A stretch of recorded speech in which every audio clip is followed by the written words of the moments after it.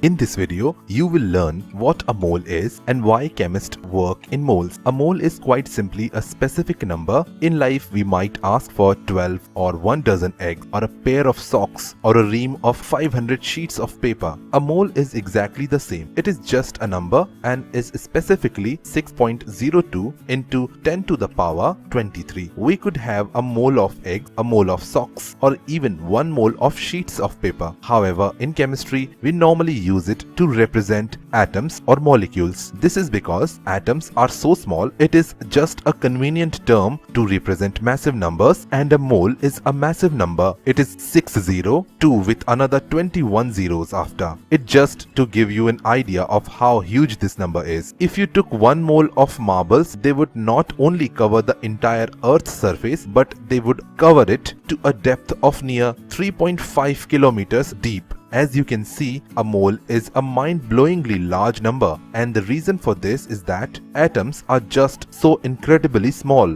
In a half-liter bottle of water, there will be just over 25 moles of water molecules. Pause this video now and use a calculator to try and work out the number of atoms in 25 moles of water. Remember, 1 mole contains 6.02 times 10 to the 23 molecules of water. Hopefully, you got the answer of 1.505 times 10 to the 25. It is 25 moles multiplied by 6.02 times 10 to the 23. You can learn more about this in our video on Avogadro's number. Now you can see why we use the term mole. It is just a convenient way to quantify huge numbers. It is much easier to talk about 2 moles of sodium rather than 1.204 times 10 to the 24 atoms of sodium, and it is much easier to mention half a mole of water rather than 3.01 times 10 to the 23 water molecules. So what exactly does 1 moles of atoms or molecules weigh? Well, this just depends on how big your atoms are. Just because we have the same number of atoms in 1 mole, it does not mean that they are all the same size. For example, you're probably aware that hydrogen atom is much smaller than a heavy gold atom. So 1 mole of gold will weigh much more than 1 mole of hydrogen. Just in the same way,